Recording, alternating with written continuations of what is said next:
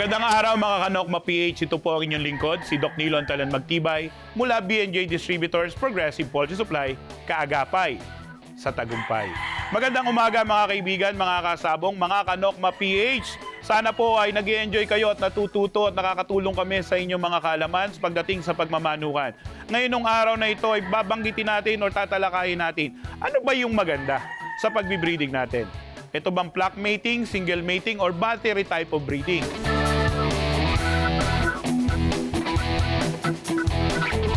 Kasi mga Kanokma PH, marami ng klase or tipo ng pagbe-breeding ang ginagawa natin. Which is okay yan. Kasi kailangan nating alamin kung saan po pwede yung lugar natin. No? Kagaya ng mga lugar na mga kaibigan natin, mga Kanokma PH natin sa mga urban areas or mga syudad. Dok, gusto namin magmanok. Mayroon kaming 8 hanggang 10 inahin. Pero wala kaming breeding area para paglagyan ng individual or ng bawat flying pen. Anong maganda? At least may mga substitute na breeding style na po pwede tayong gawin sa mga lugar natin. At dito natin tatalakayin. Single mating, flock mating, battery type of breeding. Okay, kapag single mating mga kaibigan, mga Kanokma PH, of course, isang babae, isang lalaki. At depende sa inyo kung ang gagawin nyo ay crossbreeding, upgrading, or paggagawa ng materials. No? Pag crossbreeding mga Kanokma PH, ito ay dalawang magkaibang linyada na ini-infuse natin or mini-mating natin to produce offspring mula sa kanila. For example, hatch sweater. Hatch sweater, 50-50 ang tawag na ginagawa doon. Usually, yun yung pinaka-common. So, single mating yan. Pero kapag ang isang broodcock, sinamahan mo ng 2, 3, 4, hanggang 6 na inahin, ito na yung tinatawag mga Kanokma PH na flock mating. Ibig sabihin, flock, grupo na yon. At kapag flock mating, may dalawang klase tayo doon. Pwedeng ang flock mating or yung 4 o 5 babae na nilagay mo sa breeding pen ay magkakalahi or magkakapatid. So sa mga breeders yan, yung mga medyo matatagal nagbibreed, tama yon. Kasi isang marking lang yung gagawin natin.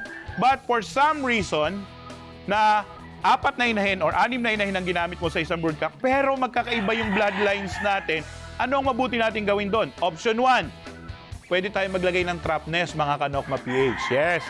Ang trap nest, yes, Doc, matagal na yung ginagamit namin. But some of you, hindi pa alam yung trap nest. Ang trap nest po ay pugaran ng manok or iniitlogan ng manok na kapag pumasok sila doon, ang inahin para umitlog, pag umitlog sila, hindi sila makakalabas ng sila lang. So sa tulong ng mga caretakers natin or tayo mismo, tayo yung maglalabas ng inahin. And of course, again, mga Kanokma PH, lagi ko itong sinasabi, Luzon, Visayas, Mindanao, sa mga seminars natin, buong Pilipinas, Kanokma PH, mag-record ka. Importante sa ating mga nagmamanok, Doc, backyard lang kami. No, hindi tayo makakalis sa pagiging backyard if we will not upgrade our system or yung ating knowledge sa pagmamanok. Recording is very important. Ano ba yung ginawa ko? Ano ba yung binirid ko? Ano bang bloodline? Ano bang marking? And mag-marking ka, Kanokma. Kanokma PH, pagmamarking po, yun ang magdaragdag sa ating estado ng bilang isang magmamanok. Hindi po pwede na pinag-cross ko lang yon, okay na yon. Anong marking? Anong bloodline? Titingin ka lang sa taas, only God knows. Wow! Mga Kanokma PH, ito po ay payong kaibigan lang. Dahil tayo po ay pare-pareho tayo nagbi-breeding, medyo matagal-tagal na tayo. Maraming sa mga kaibigan natin, mga Kanokma PH natin, nabigyan natin ng gabay, kaya nga kaagapay sa tagumpay, para maitama at mai-correct yung kaalaman natin pagdating sa pagmamanakan. Okay, sige, andito na tayo. Nanggigiron tayo ng single mating, flock mating, at battery type of breeding. Ito yung sinasabi ko kanina mga Kanokma PH na mga kaibigan natin na maliliit lang yung lugar. Dok, may 6 kaming inahin, isa lang yung broodcock. Wala ho kaming paglalagyan ng breeding pen. Mag-battery type of breeding ka, mga Kanokma PH. Sapagkat ang battery type of breeding ay pwede nating pagsamahin yung 6 hanggang 8 inahin at pwedeng isang broodcock lang. Yes, mga Kanokma PH, kapag po nagba-battery type of breeding tayo, hanggang 8 or even as many as 12 heads, pwede nyong gamitin yung broodcock na isa nyo sa 12 inahin. And mga Kanokma PH, no, very important po na hawakan nyo yung inyong mga inahin from time to time at yung broodcock nyo para malaman natin, tama pa ba yung katawan ng manok ko? Ito bang katawang ito ay kaya pa mag-produce ng healthy na itlog na magpuproduce ng healthy na sisew?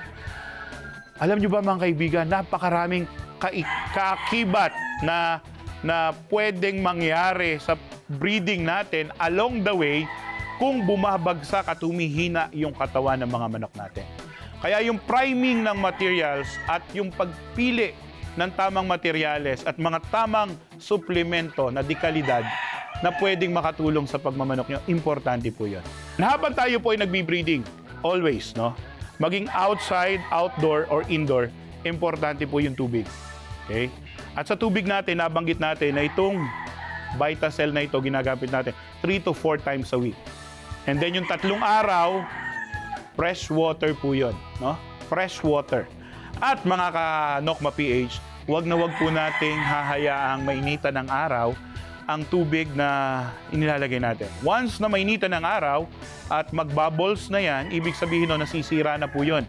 Masisira na yung stability ng produkto or even yung tubig mapapanis yan. At kapag mainit ang panahon na panis yan, ininom ng manok natin yan, eventually, pisik, halak, at sipon yan. At habang nagbe-breeding tayo, napaka-importante ito. Appetite ng pagkain, ganda ng katawan, digestion ng mga binibigay nyong breeder pellets because ang biotin, folic acid, vitamin B1, B2, B3 ay tumutulong para ma-digest yung carbohydrates at protina, magkaroon ng magandang absorption yung mga manok natin, and yung folic acid, biotin para tumaas yung similya at fertility ng manok natin. Ito yan. At wag na wag niyong kakalimutan mga kaibigan. Habang nagbe-breeding tayo, nagdi-deworm tayo. Dok, namayat ho yung inahin namin. Dok, bumagsak yung mga pa. Yun na po yun. Habang nagbe-breeding, Pacquiao tablet is very effective. Tinatanggal nila yung mga harmful, syempre, lahat naman ng bulate, harmful. Pinworm, hookworm, flatworm, tapeworm, hairworm. Ito po yun. Pacquiao tablet na tableta natin.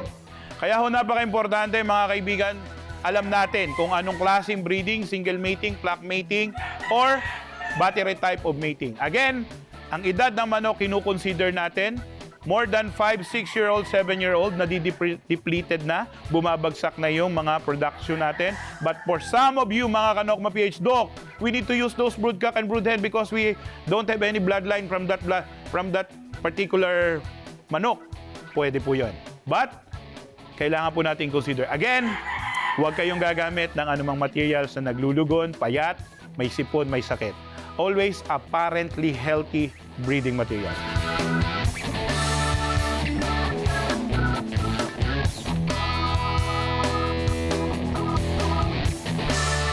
Muli po, mula dito sa Nokma PH, ito po ang inyong lingkod, si Doc Nilo Talan Magtibay, mula B&J Distributors, Progressive Poultry Supply, Kaagapay, sa Tagumpay.